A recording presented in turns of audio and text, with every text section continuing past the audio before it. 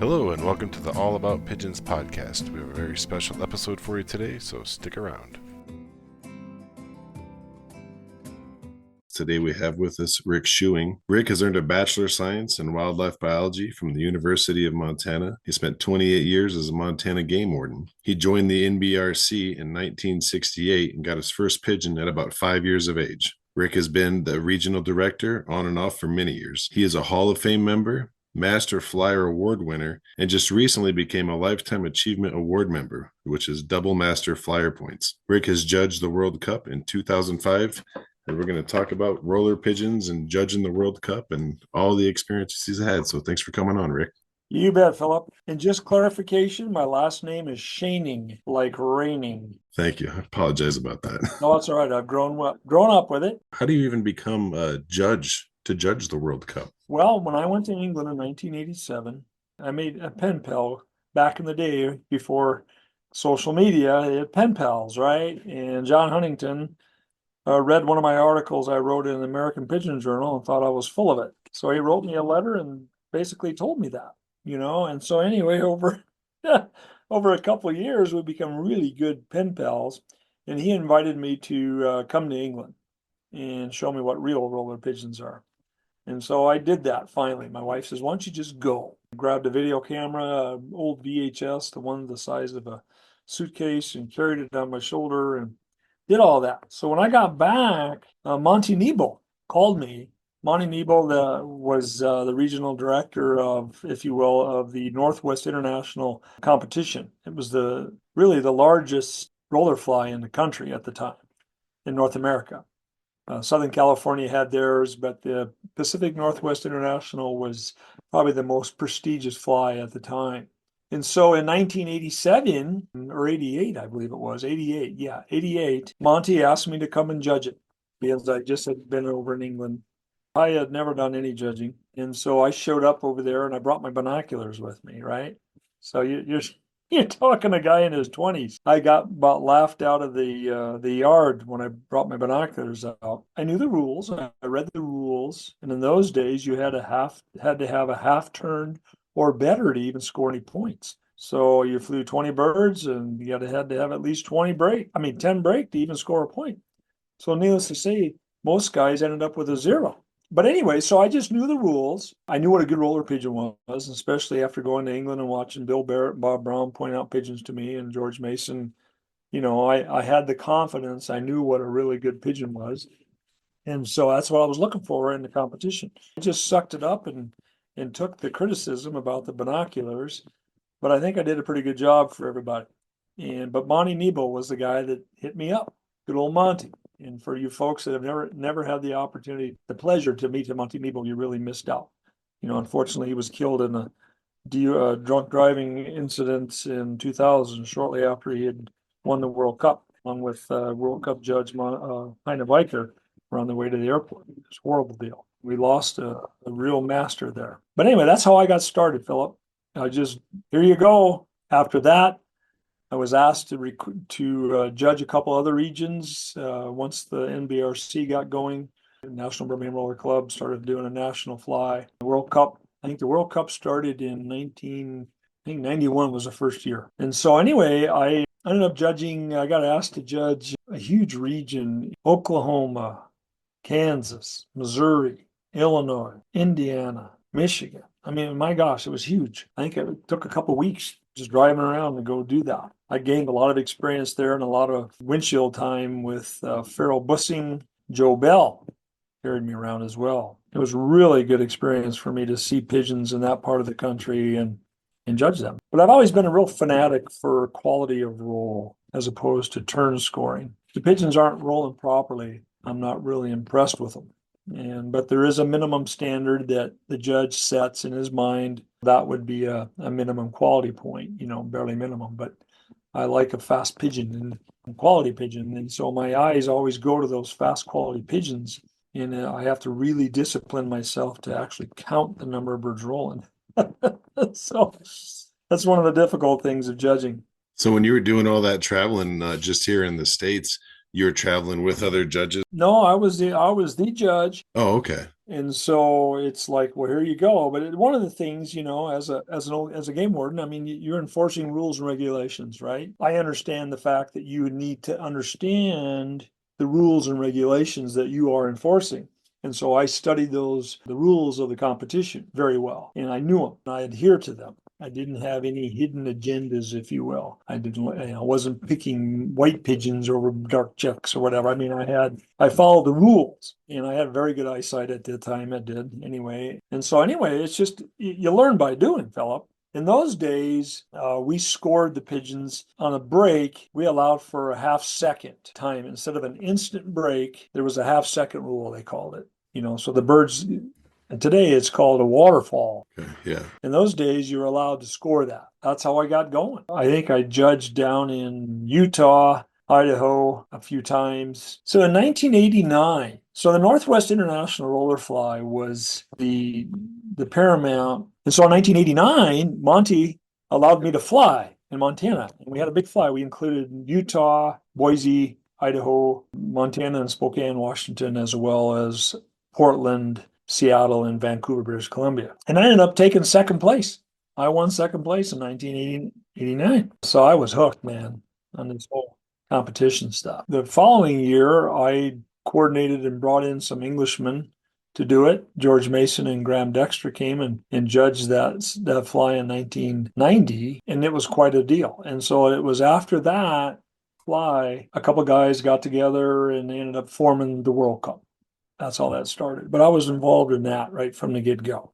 And it all started in the Northwest of North America. And so back to the judging, Philip, I learned by doing, okay? And I'm always in my yard. I was in my yard watching my pigeons fly and judging my pigeons, scoring them. So in 2004, I had a very, very good team of pigeons, and I qualified. I was one of the top kits in my region. I didn't win the World Cup, but the guy that won it, Peter Handy in England, he was unable to judge the following year. And so nominations came out on people who could judge it, get away, and have that much time off. And anyway, I got the nod. I was voted in to judge it. In 2005, I got my boss to give me 8 weeks off. I had to talk to the director of Fish and Game and everything. It was quite the deal, but I had the time, so I was able to do it. But that was a huge experience. So that was 8 weeks, you said. 8 weeks, yep. Wow. There was no break in between. It was nonstop. Ronald Duncan was the coordinator. He's the one that got all the flights and stuff. I had a little bit of a stipend. He bought me a cell phone to use. It didn't work in Europe, so it was worthless. But we figured it out, and I was not abandoned anywhere. I almost did, and when I flew into Holland, my flight was late and I didn't have any contact information for anybody. Go through security and I get off and there's, hundreds of people waiting for their friends and family and nobody's waving their hands at me and I'm like, oh crap. So I just started wandering out of the airport and I look ahead of me and I see a guy wearing a t-shirt with a Crystal Palace roller on the back, 521. Bill Penson's Crystal Palace roller. Nice. So I run up. And lo and behold, that's who was supposed to pick me up. But it was close. I almost was stranded there in Holland. The guy picked the right outfit. Yeah, right. Yeah. But I tell you what, seeing the pigeons being flown all over the world was reassuring. As soon as I got home, I hugged my pigeons. I was really nice to see that. Heine Biker in Holland flew a phenomenal team of pigeons. So did one of his fellow club members who had also qualified, Henk Nijman, or Nijman, however he pronounces it. Those pigeons had teamwork like I hadn't really seen before. When you get 3/4 of the birds breaking together, I was dumbfounded. And so anyway, I was just blown away with it. South Africa, oh my gosh. There's a country that was fairly new to kit competition. Mm-hmm. And so those guys just asked me question after question after question. It was just, I told them everything I thought I knew, here's what to try and here's what's working here in North America. But one of the things that when I was in England, Graham Dexter was carrying me around. Graham Dexter is a great roller man, and he's done a lot of organizing of things and put together their actual national club, the National Birmingham Roller Association. He was involved with that for many, many years. And so I'll never forget. So we're there in the Middlesbrough area. I hop in a vehicle to go to another loft, and the guy driving the vehicle turns around and looks at me and he goes, "You're doing it all wrong." And I'm like, oh, great. So here's a top flyer in England telling me I'm doing it all wrong. And I'm like, well, really? And then Graham Dexter, being the statesman and diplomat, he's trying to settle this old flyer down. Like, whoa, whoa, whoa, whoa. Because England judges their pigeons differently and than we do. The way their rules are different. And so this guy was not real familiar with how we did it. And so at that time in 2005, we were still using the half-second rule. And so what he was frustrated about is that I was scoring breaks that should have not have been scored because you had 4 birds start and then 5 more go with them half second. I was scoring them. They wouldn't have scored him at all. It was quite, what do you do with that? Somebody tells you that. You suck it up and you say, well, I'm going to be consistent. This is the way I've been judging right from the get-go, and that's the way I'm going, and that's what the rules said. Yeah. But Graham was really good. He settled the guy down. How many different countries did you go to during that stretch of judging? Well, all of North America, Canada, England, Holland, Denmark, South Africa, Australia, stop over in Hawaii on the way back. Ireland wasn't part of the thing then, either was the Baltic states, which are all involved now. Oh, okay. Yeah, but that was it. Was anybody's loft setups kind of dramatically different than anybody else? Well, yeah, the guys in South Africa, granted, I was all around Johannesburg area, and I was there in their winter. Okay. So at night, it gets right around freezing. Their lofts were all very open, like your friends there in Arizona, down on the valley floors. They're all metal dowel rods. They obviously don't have snakes down there that would get in there, but everything was real open.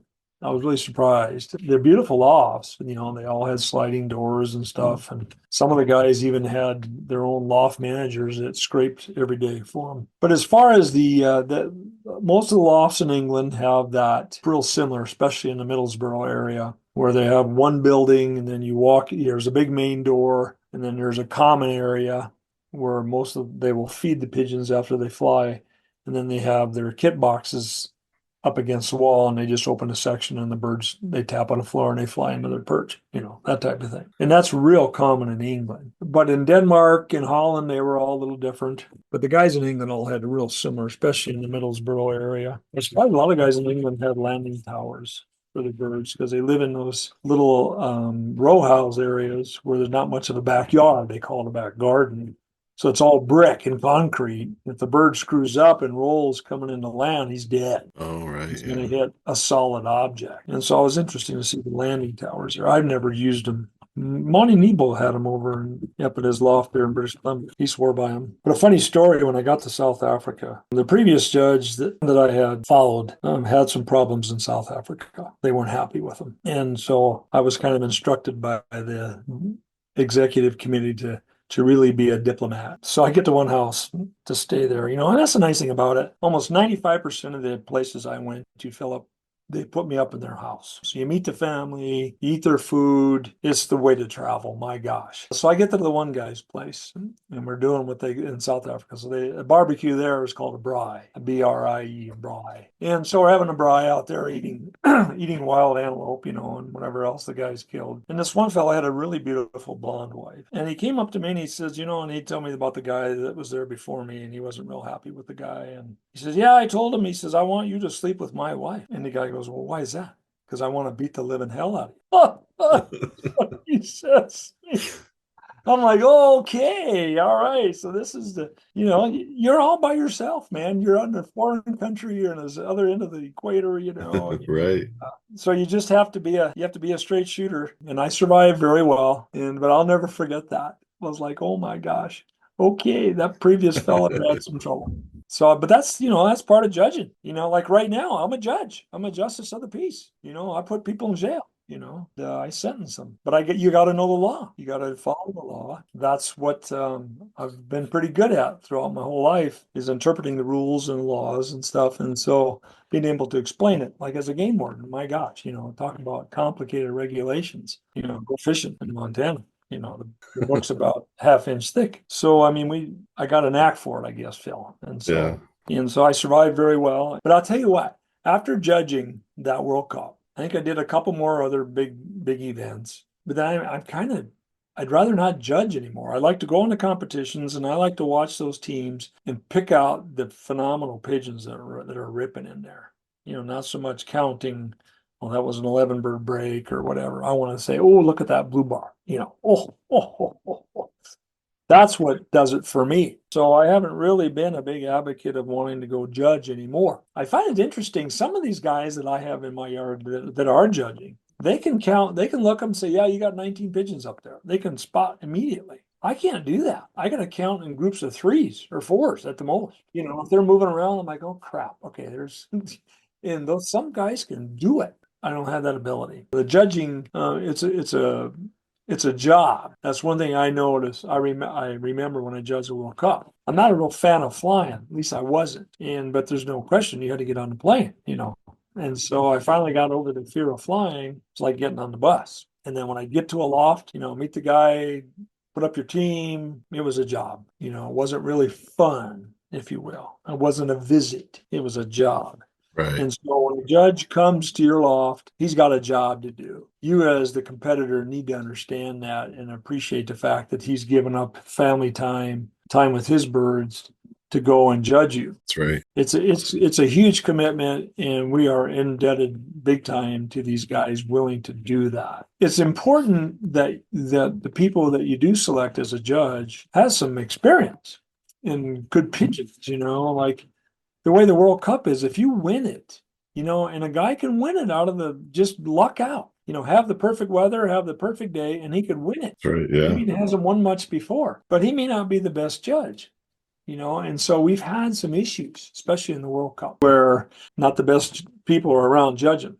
They may know how to fly birds in their yard, but they don't know the rules or whatever. I can remember being in California judging the World Cup in Southern California, and I'll never forget Jerry Higgins was a great master down there, former law enforcement officer. He got shot in the job. And anyway, so I'm judging this kit, and he yells out, "Finally, somebody judging by the rules." I'll never forget that. I looked at him, I'm like, well, what's the deal? He goes, just good job, keep it up, and so that was also, some good things to hear from guys like Jerry Higgins. Yeah. What would you say the most difficult thing about judging roller pigeons is? Well, for me personally, is to focus on counting the birds that are rolling properly in the break. Yeah. And keeping my eyes focused on that instead of going to the really fast pigeon that blew me away. Oh, right. Yeah. Yeah, and so I really have to discipline myself. But now, granted, you get a big break.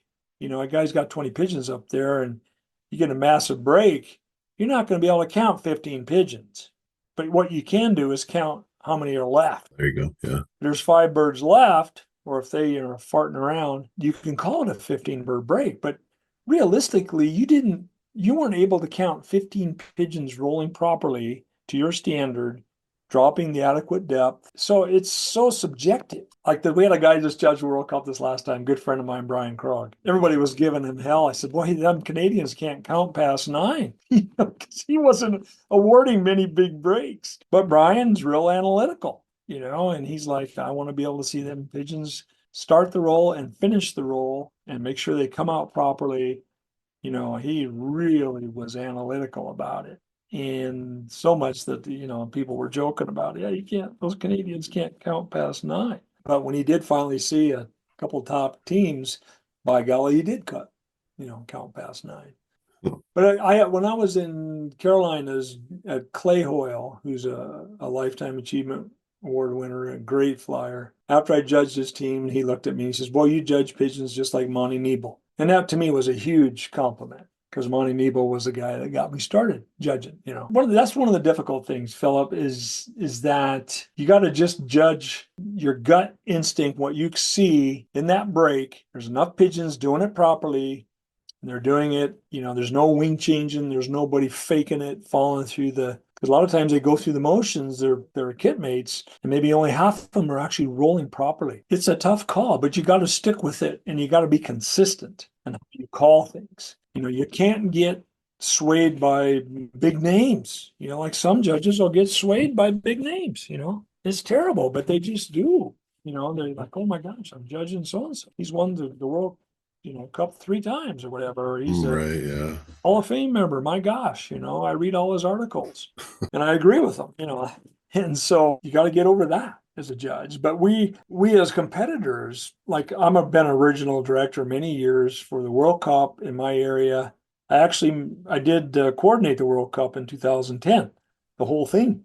Oh, wow. So I know what it takes to get a judge around, but we are indebted for these people that are willing to do that and step up and do judge. Like in South Africa, those guys are so dedicated. They want South Africa to win. Whereas in, United States, it's, well, I want to win. Me, me, me. Down there, it's South Africa. And so they have seminars on how to judge. They're just like a totally different level than we are in the United States. Now, granted, most of them are really close together within 100 miles, probably 150 miles most. All those flyers around Johannesburg in Pretoria. And so they can get together and do these big training situations and share birds amongst themselves. And, in England's kind of the same way as well. I mean, they do share their birds a lot in England. I'll never forget when I was interviewing George Mason back in 1987. We were talking about champion rollers. He said, well, I only got one champion, but it's loaned out, So here's the best Oh, pigeon he wow. has. He's got it loaned out. That doesn't happen in the United States very often. Guys in England, they share their birds. So that's why they fly top pigeons over there as a group, and same with South Africa now. They want to win at all costs and their country to win. Whereas I think in England, maybe it's a little more individual, as in South Africa is. I guess we digressed a little bit where I was going with that. But the training and educating of judges, everybody says, oh, we need to have a judging seminar. We have to certify judges. Well, how the heck are you going to do that? Logistically, it's tough. And if you take a video of a good kit and you try to educate people off that video, I've yet to see a good video showing what pigeons are really doing. It's such an optical illusion when these pigeons are rolling. The videos just destroy it. Especially on a video, you're going to miss so much. Yeah, yeah. And so now granted, maybe you could use it to say, okay, these pigeons, we've agreed that these pigeons appear to be rolling properly. Okay, so how many you got there? You got 11. Well, you got a video. You can count them. You can stop it. So yeah, I just don't see how it's ever going to done. And so as an RD, regional director, what I have done is I have looked for people in Montana. It's hard to get people we always joke, you can't get there from here, airports wise. Now, granted, our World Cup region includes Boise, Idaho. Used to have Salt Lake City, but they got to a point where they didn't want to fly against us, I think, and they flushed us. And so Boise, Idaho, and us. And so I try to pick a judge that lives near an airport that is economically feasible to fly into Boise, Idaho, or in Montana. Smart. Yeah, but not all of them have judging experience. But you look at them and you know what kind of pigeons they fly. You quiz them and you just hope for the best. You tell them to read the rules. And as long as you're consistent, that's a biggie. Is consistency when you're judging. If you call a breaks this way, well then call them all that way. Right. The quality multipliers are something that varies quite a bit. They go from 1.0, which is the minimum, to a phenomenal 2.0. And so everybody's 1.5 or 1.6 is a little different. But I thought it was pretty interesting. In 2019, I had a heck of a team and ended up third in the world that year and fourth in the national that year with that same team. And during the regional in the World Cup, John Vandenbroek, a very, very well-known flyer out of California, he scored my pigeons. He gave me a 1.6 for quality and 1.8 for depth. And so I qualified for the World Cup. And so when Graham Dexter, an Englishman, came over and judged me, he gave me the exact same qualifier, 1.6 for quality and 1.8 for depth, which I thought was pretty amazing. Yeah. That they scored them the same quality points and depth points. Like for me, when I was judging the World Cup, if a pigeon met my standard as a Birmingham roller, I would give it a 1.5. And so like people were saying, well, what's a 1.0? And I said, well, basically a fast tumbler. And I only gave out a couple of those. And I remember one guy was in Canada, the RD that was carrying me around when I judged this man's team who put me up and fed me. And his pigeons were slow and they were short. And I scored him. I gave him a 1-0, 1-0. 1.0 for depth, 1.0 for quality. And that guy was like, well, those are just tumblers. I'm like, well, guess what? I'm the judge. I'm scoring them, you know. I'm like, how did he win your region with these pigeons? Obviously, there's no good pigeons up here, is what you're telling me, buddy. So there is a minimum, you know, and some guys are like, well, minimum should be a perfect H pattern, smooth rolling pigeon. I'm like, well, okay, you know, and then throw out the 2.0, you'll never get there. You won't even get to a 1.5. Another difficult thing in judging is so when you award those quality and depth points, you can only award it on the breaks that are scored, you know. So those pigeons that you're scoring, say those 9 or 10 pigeons you scored in that break, you have to, in your mind, say, okay, their quality was a 1.6 and the depth was a 1.2 or whatever they, you know, and then they break again. You gotta keep that in mind. You know, there may be some 2.0 quality pigeons in there. The birds in the break aren't all like that. And so you got to give those quality and depth points to the actual break that you score. And so it's the overall average. And that's really hard for a lot of judges to do.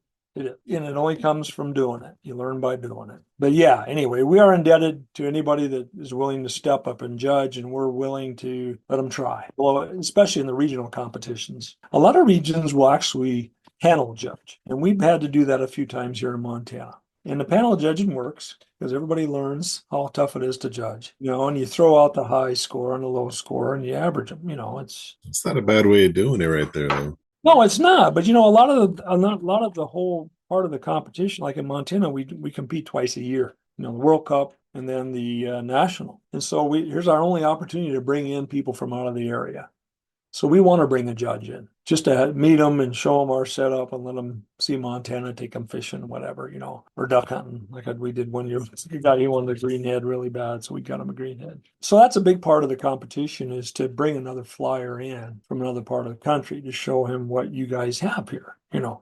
Whereas panel judging, you don't get that. We all know who's got the best birds in our region usually. Like, well, yeah, so and so is going to win it again, the son of a gun, you know. Whereas you bring a judge in from another part of the country, he doesn't know, and so he gets to see everybody and be more straightforward, I think. So anyway, judging is a big thing. There's no real set standard. If you don't like the judge, don't ask him back the next year. You know, that's how it works. You just don't beat him up, you know, just say, well, I didn't like the way he judged. Okay, well, we won't use him again, you know. So anyway, that's about judging. It's a big thing and critical with our sport. Is there any message or advice that you'd like to give out to all the roller flyers out there? Well, first of all, yeah, you new guys that are out there, and the very few that we do get, you definitely need to get around and see how other people do it. I learned so much when I went to England the first time in 1987. Like I said, it was like going to graduate school. It was like, oh my gosh, all the things you read about, all the things you thought you knew by going around and seeing these top flyers. Then you went home and went, well, gosh, I was way wrong about that. Or yes, maybe I was right about that. I knew that all along, you know, and so by going around and visiting flyers is just critical thing to do. You don't stay in your backyard. You don't. If you really want to excel, pick pigeons on their performance in the air. Don't pick pigeons on their color or their pedigree or who you got them from. Pick them on their performance in the air. You know, that's a huge thing. Like this family of pigeons I've been working on 40 years. And I was showing a guy, Gabe Glenn, you know, he couldn't believe it. I said, well, there hasn't been a pigeon in the last 40 years that entered my stock loft that didn't roll properly. And he's like, what? And I said, yeah, they all roll properly or else they didn't make it in the stock loft. That's something that you as a new flyer don't just take pigeons from so and so and hope to get good ones. You got to pick them out of the air. So those are a couple things that people need to realize, and it's not easy.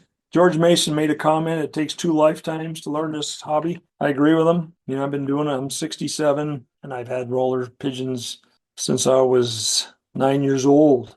All pure rollers since I was 9. You know, so I still don't know what the heck I'm doing sometimes. Yeah, but that's what makes it so fun. It's a challenging sport that we do. You can have the best kit in the world, but if the weather screws you, you're done. You know, it's just things that got to line up. Like Brian McCormick said, he said the stars were right. They Yeah. lined up. You know, I had them everything going into it, and the stars lined up, and it was perfect. I'm still waiting for one of those days. Well, hopefully it comes on a day you got a judge out there. Well, yeah, no kidding. Oh yeah, we've all had days where we just walk away and go, "Oh my God, where was Bill?" Or I needed somebody here just to witness this because no one will believe us. But anyway, those are some things, Phil, that people need to worry about. And if you're in an area where have other flyers, those are the guys you need to get the pigeons from your flyers in your area, because those birds are accustomed to that weather Oh yeah, conditions.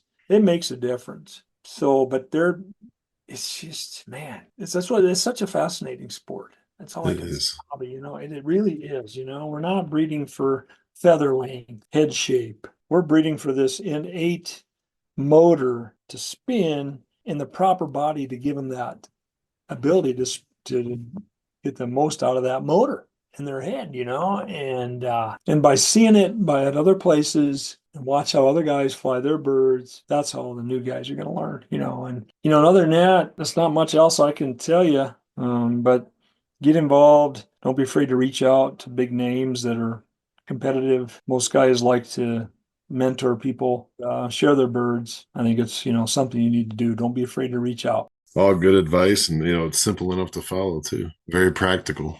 Yep. I personally like a variety of colors in my pigeons, and so I specifically keep that going. But I've gone to some lofts where they're all dark checks or all blue bars, whatever.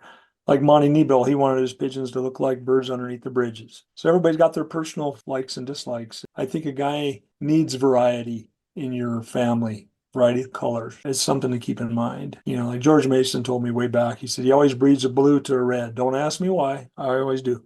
Light to dark. He always clashes the colors. And so I think that's good advice. And it was really funny, Phil. I don't know how much time we got, but when I was in England, they would just tell you, well, the old time fanciers would do it this way. And then they wouldn't explain why they did it that way, other than, well, that's what Ken Payne did. That's what Elijah Tompkins did.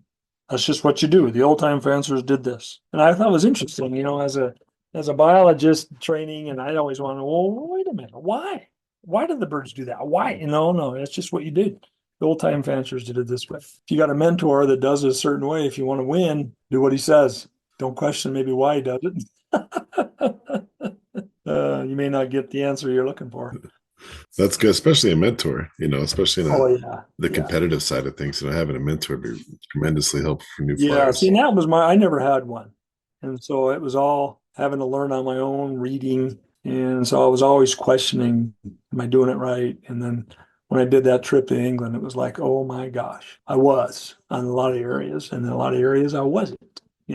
And but feeding, you got to master feeding. That's one of the things I came back from England, put that to work in my pigeons. And within a couple of weeks, I had a mediocre team doing very, very well, just based on feeding. And I had never even knew to do that. And so there's a lot to be said for feeding management of your birds, getting them ready, how to bring them up, how to break them down, Oh, right. Yeah. how to mess with their psyche. Because this rolling behavior is not a normal behavior for an animal. You can't like racing pigeons, it's totally different. And with the rollers, there's methods of manipulating feed and the kinds of feed, Hmm. change of feed, just something you do differently that will trigger the roll reflex. Feeding's huge, and you learn that by doing. But if you have a mentor, they can say, "Hey, look, try this. This works on these birds. This is how I do it. Try it. Try it. So all you can do is try it. You got a lifetime to try it. You'll never master it. I've got my master flyer points because I've been doing it since 1990. That's how I got the points. I've never won the big one. Closest I came was third in the World Cup. They just were a good team. Maybe we should do a future episode on feeding because there's a lot of different, the yo-yo method and all the different techniques that guys Oh, use and yeah. do. And Yeah. And there's something to be said there with families. right. Like my birds, I've selected this family over the years to live on red wheat, because that's what was the cheapest grain around here that I could get my hands on. Working for the government all these years, I didn't make a lot of money, typical, government employee. And so they learned to live on red wheat flyers. I've always fed good feed for my breeders. Some of these families, you got to feed the hell out of them to keep them in the air. Whereas mine, you give them too much feed, they'll fly for a couple, 3 hours, up high. And so there are different metabolisms in these different families of roller pigeons, and I think Brian McCormick was telling a friend of mine, Rich Hayes, that those Irish birds he flies, you got to feed them a ration and a half compared to the other birds. They're that different. They have different metabolisms. The only way you learn is by trying to manipulate them with feed. You just can't say, okay, I'm feeding them this mix from this grain company, try it, be different. Like I mix my own. In Montana, you don't have just a pigeon feed place. You can go buy pigeon feed. You got to mix it. They all grow it around here, you got to mix it. Find that blend that works. Yeah. Yeah. But I'd be glad to visit about that another time, Phil. I think that'd be a really good one because it comes up all the time with roller guys. So that'd be really interesting to go down that one. Try different things and like I think Brian McCormick says his pigeons roll the food in their crop. This last one, they had food in their crop. So I think Joe Rowe, when he won the World Cup, they were puking up peas when they landed. They were full of peas. So there's just all these things that you can do to get the best out of those pigeons. And depending on the family that you've developed or the family that you've got your hands on, it's different. This has been great. I really appreciate you coming in and talking with us about your experiences. And thanks for coming on and talking with us and sharing all that. You bet, Phil. Same here. I enjoyed it. Thank you for listening to another episode of the All About Pigeons podcast. Please help the pigeon hobby by telling your fellow club members or other pigeon friends about the podcast, and make sure to leave a good review or at least a 5-star for the podcast wherever you listen. If you have a topic or a person you want to hear more about on the podcast, or if you yourself would like to be a guest, just send an email to allaboutpigeonspodcast@gmail.com. Thanks for listening.